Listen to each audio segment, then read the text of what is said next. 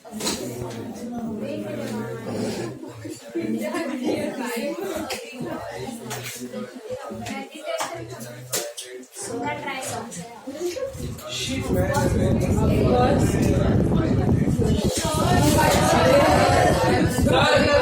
रहने दो, 40 degree temperature है बाहर, चक्कर लगता था अंदर में बाहर गया तो क्लास में। अरे 1 बजे रात से क्लास खत्म हुआ घर पे भाग गए। Okay, now listen. All of you have done the homework.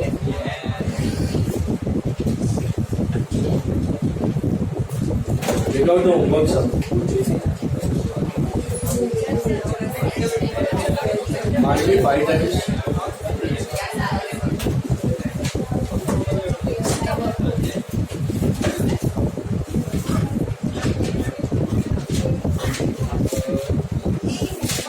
Homework सब चेक कर लो फटाफट।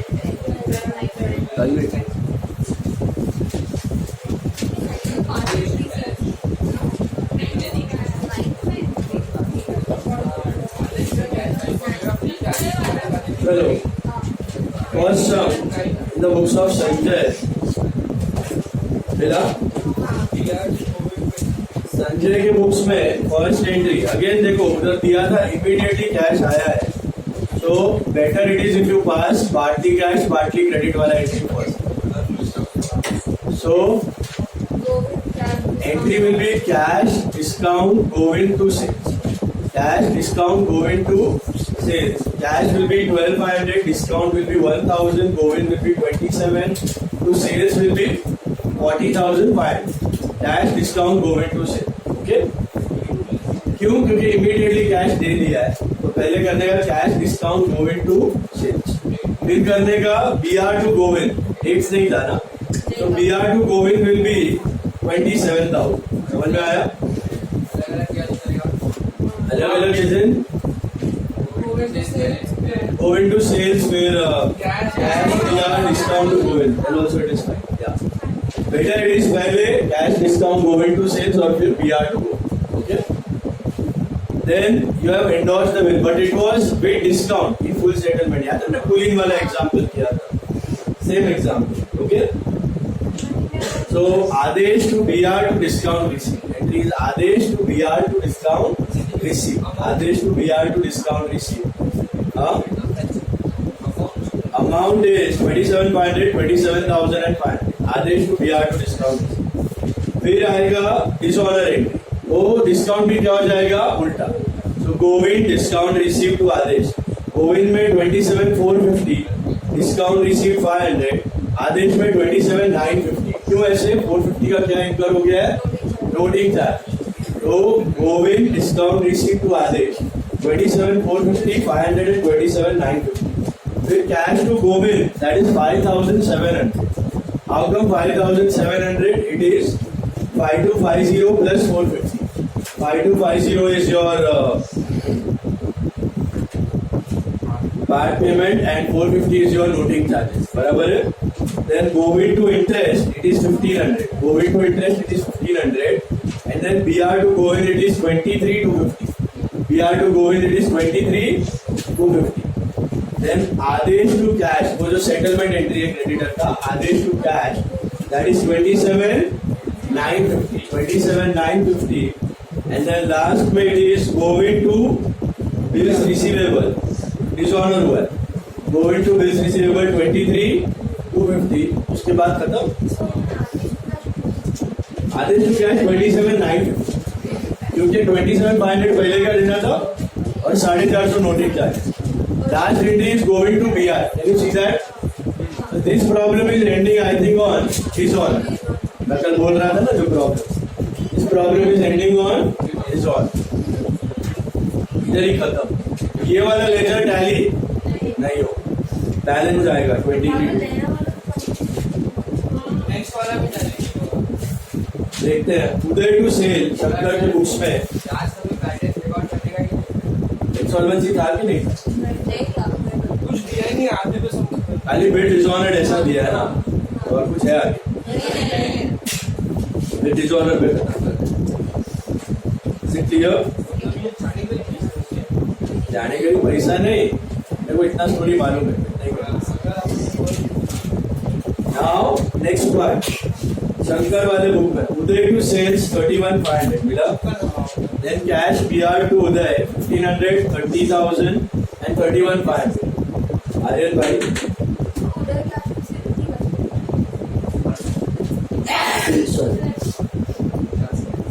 उदय कैश टू सेल्स इमीडिएटली दिया क्या? कैश दिया तो cash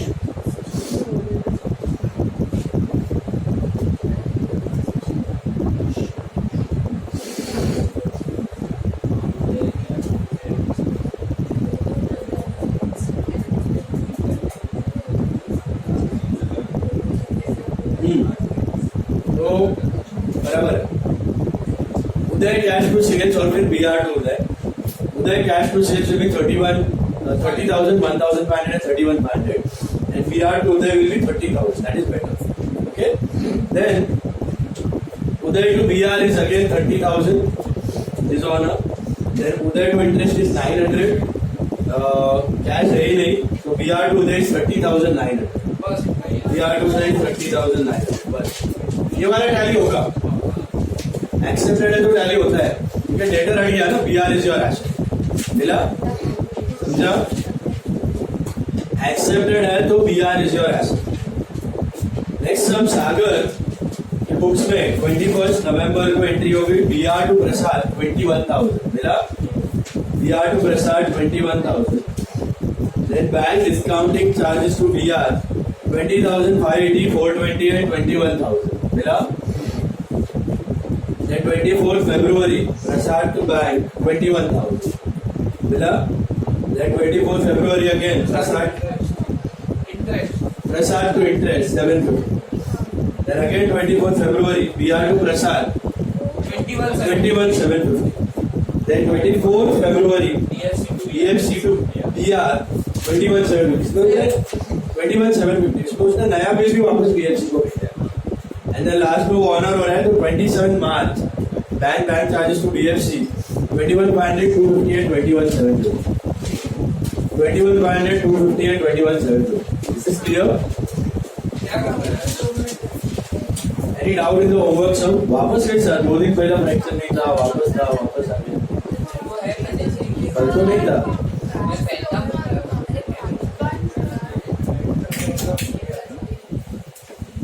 Okay, now listen. Today we are going to start with bills payable. So entries in the books of draw E. Entries in the books of draw E. अब तक हम लोग किसका book करते आ रहे थे? Drawer. So now we are going to focus entries in the books of draw E. So entries हो रही है, 9 के 9 cases same है. What are those 9 cases? Do you remember? Starting with sales entry, then you add acceptance, then you add dealing, then you add honor, dishonor with floating charges, then you add retirement, then you add renewal, and then you add insolvency. So same 9 cases का entries you will have in BP, but the entries are simpler. Entries are simpler and the entries are ulta. So you have to now think from whose point of view. Drawing मतलब कौन है, creditor or debtor? Is the debtor in the transaction? He has to pay the money. He has to pay the money. So पहला उधर sales था, remember? So इधर कौन सा entry हो जाएगा? Purchase entry. और ये purchase कैश पे होगा कि क्रेडिट पे होगा? क्रेडिट पे होगा. So think about it. What is the entry for buying goods on credit? Purchase to what? Creditor. Purchase to creditor या ड्रॉवर. क्रेडिटर बोलो, ड्रॉवर बोलो, सप्लायर बोलो, are all one and the same. समझो 20,000 का bill था. So purchase to creditor is 20,000. It is clear? Sales के जगह कौन सा आ गया? परचेज. ठीक है. फिर दूसरा एंट्री, उधर BR एक्सेप्टेड था, इधर क्या है? BP accepted. हमारे लिए वही बिल क्या हो गया? Bills payable. उसके लिए बिल्स रिसीवेबल, हमारे लिए bills payable, because we are the debtor now, we are the drawee now. तो इसमें क्या होता है, देखो जब मैंने माल खरीदा तो मुझे क्रेडिटर को पैसा देना है, क्रेडिटर को मुझे पैसा देना बाकी है, 2 महीने बाद में चुकाऊंगा। उसको भरोसा नहीं है तो उसने बिल बनाया, मैंने साइन किया, एक्सेप्ट किया। जैसे मैं साइन करेगा मेरे बुक्स में क्या होएगा, now the moment I sign the bill becomes my liability. Creditor is no more my liability. The moment I sign the bill, creditor as a liability हट जाएगा और उसके जगह बिल एज अ लाइबिलिटी बढ़ जाएगा। तो क्या हो रहा है, एक लाइबिलिटी घट रहा है, दूसरा लाइबिलिटी बढ़ रहा है। Liability about which balance, credit. घटा तो डेबिट और बढ़ा तो क्रेडिट। तो सोचो एंट्री क्या होगी, creditor to bills payable, creditor to bills payable कितना, 20,000। तो इधर हुआ क्या, समझा आपको क्या हुआ, क्रेडिटर एज अ लाइबिलिटी घटा और बीपी एज अ लाइबिलिटी बढ़ा, मतलब अभी मेरे को क्रेडिटर से कोई लेना देना नहीं है। अभी मेरा लाइबिलिटीज बीपी, अभी मेरा लाइबिलिटीज बीपी। तो जो भी बीपी लेके आएगा मैं उसको पैसा दे देगा, सिंपल एज दैट। जो भी बीपी लेके आएगा मैं उसको पैसा दे देगा। बात समझ आई? और सो पहला एंट्री परचेज टू क्रेडिटर, उसमें क्या हुआ, परचेज एक्सपेंस बढ़ा तो डेबिट और क्रेडिटर लायबिलिटी बढ़ी तो क्रेडिटर को देना था, बट फिर मैंने एक्सेप्ट किया तो मेरा क्या हुआ, बुक में क्रेडिटर घटा बीपी बढ़ा। Simple. Now what is my liability, BP. Till the moment it is honoured और dishonoured my liability is gonna be bills payable. The moment after it gets dishonored, then my liability as a BP will decrease and again creditor will increase. जैसे BR और debtor में होता था, same. Okay. Third entry was dealing entry. Do you remember dealing entry? Dealing entry में bill कहीं travel करता था, printed, endorse, discounted, BFC। अब ये सारी चीजें कौन करता था, तो वो सब ड्रॉवर का मगजमारी है। ड्रॉई को क्या ही फर्क पड़ता है बिल कहाँ ही जा रहा है, ड्रॉई तो बस अपना साइन किया बिल और बैठ गया IPL देखने को मस्त। ओके, उसके बाद 2 महीने बाद जो भी बिल लेके आएगा उसको बिल का पैसा दे देगा, क्योंकि ड्रॉई को अभी ड्रॉवर से या किसी और थर्ड पार्टी से कोई लेना देना नहीं है। ड्रॉई is concerned with one liability, what is that, wherever the hell BP travels for those 2 months, he is not bothered. After those 2 months, whoever gets the BP will pay him the money. His liability is BP. Is it clear? So, is there any dealing entry in the books of drawee? No. No dealing entry. चाहे वो retained हो, discounted हो, BFC हो कि endorse हो, अपने को कोई फर्क नहीं पड़ता। बात समझ आई? पक्का? Is this clear? Fourth was honored. Fourth was honored. Result of the bill. अब याद रखना, ड्रॉई के लिए एकमात्र लायबिलिटी है क्या, बीपी। कोई भी बिल्स पेबल लेके आएगा, वो बिल देखेगा, हाँ भाई मेरा बिल है, 2 महीना हो गया, फाड़ देगा और पैसा दे देगा। तो आप एक लायबिलिटी सेटल कर रहे हो। तो what is the entry to pay off your creditor? What is the entry to pay off cash? Creditor to cash. What is the entry to pay off your loan? Loan to cash. What is the entry to pay off the BP? BP to cash.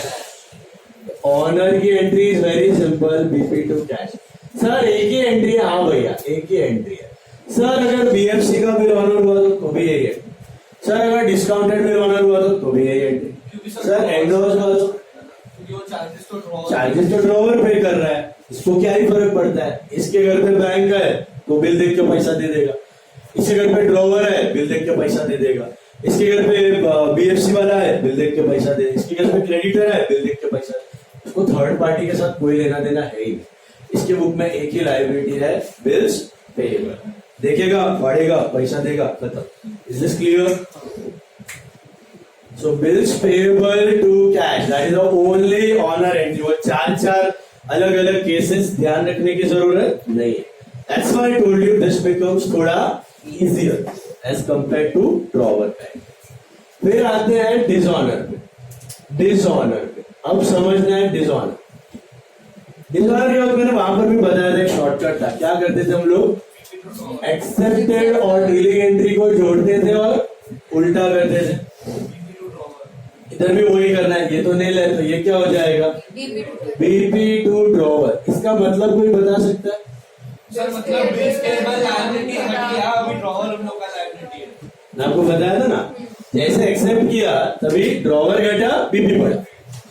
अब वापस dishonour हो गया तो back to zero, वापस BP घटा, drawer बढ़ गया, drawer को पैसा देना बाकी, अभी ड्रॉवर को पैसा देना बाकी, अभी बीपी को देना बाकी था, अभी ड्रॉवर को देना बाकी। तो what is the entry for dishonour? उल्टा, बीपी टू ड्रॉवर। एक्सेप्टेंस का ड्रॉवर टू बीपी, डिसऑनर का बीपी टू ड्रॉवर। फिर आता है dishonour with noting charge, dishonour with noting charge. अभी इसमें सीन क्या है, मैंने तभी भी डिस्कस किया था, नोटिंग चार्जेस अल्टीमेटली किसका एक्सपेंस होता है? ड्रॉ का ड्रॉवर एक्सपेंस किसका? एक्सपेंस किसका? ड्रॉई का। पे अलग अलग लोग करते हैं, रिटेन केस में ड्रॉवर पे करता था, डिस्काउंटिंग में बैंक पे करता था, बीएफसी में बीएफसी पे करता था, 4 में से 3 में तो बेचारा ड्रॉवर ही पे करता था अल्टीमेटली। उधर एक केस में वो क्रेडिटर पे करता था, वो भी सारा ड्रॉवर से ले लेता, लेकिन वो ना पे कर रहे थे, अल्टीमेटली खर्चा किसका? ड्रॉई का। तो याद करो वही एग्जांपल 11th वाला, when we pay our rent, when we pay our rent, what is the expense? What is the entry? Rent to cash, rent to cash, right? When we pay our rent, it is rent to cash. Okay. When we pay our rent, it is rent to cash. Okay. When we pay rent on behalf of Ram, we pay rent on behalf of Ram, so it is Ram to cash. क्योंकि उसका expense हमारा नहीं है, तो Ram to cash. Now Ram paid our rent, Ram paid our rent, तो entry क्या होगा? Rent to Ram, rent to Ram. क्यों? एक्सपेंस हमारा है, तो rent debit, but is money going out, Ram is the giver, so rent to Ram. वैसे ही अगर नोटिंग चार्जेस मैं खुद पे करता हूं, मेरा नोटिंग चार्जेस मैं खुद पे करता हूं, तो नोटिंग चार्जेस टू कैश। लेकिन मेरा नोटिंग चार्जेस राम पे करता है, मेरा नोटिंग चार्जेस राम पे करता है, तो एंट्री क्या होगा? Noting charges to Ram, noting charges to Ram. तो डिसऑनर विद नोटिंग चार्जेस में पहला हमारा एंट्री तो है बीपी टू ड्रॉवर, कितना है? 20। और नोटिंग चार्जेस, मेरा नोटिंग चार्जेस, मैं ड्रॉई है, मेरा नोटिंग चार्जेस कौन पे कर रहा है? ड्रॉवर। सर हर एक केस में तो ड्रॉवर पे नहीं करता, देखो 4 में से 3 में तो हम ही पे कर रहे थे, ड्रॉवर ही पे कर रहा था। एक केस में कौन पे कर रहा था? क्रेडिटर, लेकिन वो भी किससे लेने वाला था? हम लोग ड्रॉवर से। तो ड्रॉई के लिए, तो ड्रॉई के पॉइंट ऑफ व्यू से सोचो, तो who has paid the noting charge?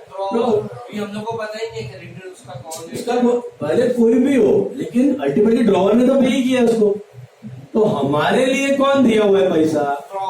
Drawer. समझा? अपना माई बाप इज ड्रॉवर। 4 में से 3 केस में तो ड्रॉवर तभी का तभी पे करता है ना, खाली एंडोर्स के केस में क्रेडिटर पे करता है, वो भी ड्रॉवर से ले लेता है सेटलमेंट को रिन्यूअल के डेट पर। तो ultimately who has paid our noting charge? तो when Ram pays our rent, Ram pays our rent, what is entry? Rent to Ram. तो drawer paid our noting charges, what is entry? Noting charges to drawer, noting charges to drawer, let us say 200। अभी क्या होएगा इधर? ये entry club हो सकता है BP noting charges to drawer. तो मैं क्या कर देगा इधर? BP noting charges to drawer में कितना लिख देगा सीधा? 20,000। 20,000 का बिल था, 200 रुपया नोटिंग चार्जेस, एंड ड्रॉवर में आ जाएगा 20,200। मतलब मुझे अभी ड्रॉवर को 20,000 देना बाकी नहीं है, 20,200, क्योंकि नोटिंग चार्ज मुझे पता है एक्सेप्टर को इंक्लूडिंग नोटिंग चार्जेस, उससे लेना बाकी, इसको देना बाकी। वही है लॉजिक, वही है, खाली उल्टा हो, उधर से लेना बाकी, इधर को देना बाकी। जब आप लेजर भी बनाओगे तब भी आपको समझ आएगा। लेजर आपने किया ना कल, टैली होता था, वो सेम लॉजिक हो, काले के ऊपर गोरे का अकाउंट, गोरे के ऊपर काले का अकाउंट।